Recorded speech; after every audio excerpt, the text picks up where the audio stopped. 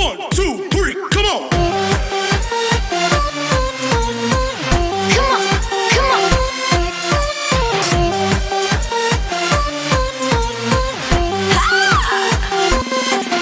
Hola, muy buenos días. Hoy estamos en nuestra asignatura de matemáticas y tendremos un tema que en lo particular a mí siempre me ha gustado desde que soy niña.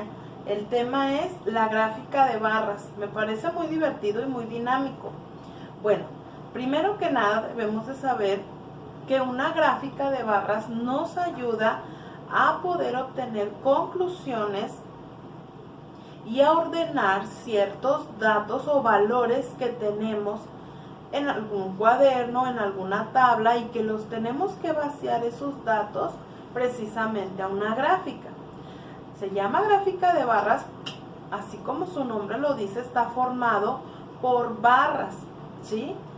Aquí nosotros vamos a ver ejemplos de gráficas de barras verticales, pero también se manejan barras horizontales. Nosotros vamos a ver barras verticales. Las gráficas presentan la frecuencia con la que se votó por cierta cuestión que se haya entrevistado. Por ejemplo, aquí, valga la redundancia, mi ejemplo es sobre colores preferidos. Entonces, las gráficas están formadas por los siguientes aspectos que les voy a mencionar. El primero es, como siempre, debe de tener un título, colores preferidos. Mi gráfica debe de estar basada en un título. Luego, ese título, pues obviamente es de lo que se va a hablar la gráfica, pero mi gráfica está formada por dos líneas, la línea X, que es la horizontal, y la línea Y, que es la vertical. Siempre se empieza con un 0, en la esquina de la gráfica se empieza con un 0, ya que de ahí van a partir los números con las frecuencias que se votó por estos datos o valores. En la parte de abajo, en la línea horizontal, se va a tener otro subtítulo, porque ahí voy a poner los colores elegidos. Entonces mi subtítulo será colores y cada barra será uno de los colores que se eligió. Por ejemplo, aquí rosa, morado, azul, verde, rojo, que son los colores que se preguntó que cuáles eran los preferidos. Bueno, como línea Y o línea vertical, debe de haber otro subtítulo. Aquí el subtítulo será la cantidad de veces que se eligió. Por ejemplo, puede ser como aquí que dice personas que eligieron el color. Bueno, cuando yo voy a acomodar los números de mi gráfica, si es una encuesta pequeña, por ejemplo, si yo le hice la encuesta a 5 personas, entonces mi numeración va a ir pues del 1 al 5 de manera secuencial. 0, 1, 2, 3, 4, 5.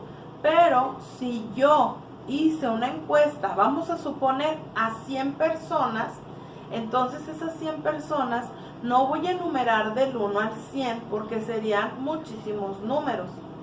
Pero ahí se puede ir poniendo de 2 en 2, de 5 en 5 o incluso de 10 en 10, según como yo lo prefiera, para evitar ese amontonadero que se haga en mi gráfica, que no se amontone y se vea todo confuso.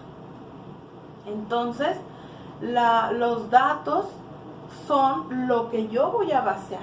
Por ejemplo, yo tengo en una tablita en mi cuaderno esa relación que yo hice de las entrevistas. Entonces ya tengo, pues que tal color, tantas personas. Entonces pongo la barrita, el nombre del color y las personas que eligieron. Y para mayor presentación y para distinción, las barras se diseñan, puede ser con un color diferente o con un diseño diferente, para que se pueda ver el contraste de lo que se eligió. Al final, ¿para qué me sirve la gráfica? ¿Solo para que se vean bonitos los datos? No. Las gráficas nos sirven para podernos dar una idea y una conclusión de algo que estábamos eligiendo. Por ejemplo, a lo mejor yo hice esta encuesta para saber qué color es más bonito para pintar una pared, para decorar algo. Entonces, al momento de que yo ya veo, por ejemplo, si tengo un negocio y veo que la mayoría le gusta el verde, entonces eso me da una idea que es un color preferido y yo voy a elegir probablemente pintar el verde o combinarlo con el segundo color mejor elegido.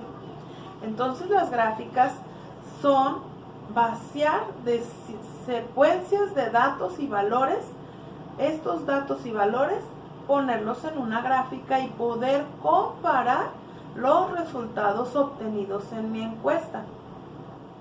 Se utiliza para infinidad de cosas, tanto como para cosas de dinero, para contabilizar en algún negocio, para obtener datos preferidos sobre alguna situación, por ejemplo, qué helado prefieres o qué tipo de postre o qué partido de fútbol, equipo de fútbol le vas, cuál es tu preferido, por ejemplo, cuando van a haber elecciones, qué partido político es el que tiene más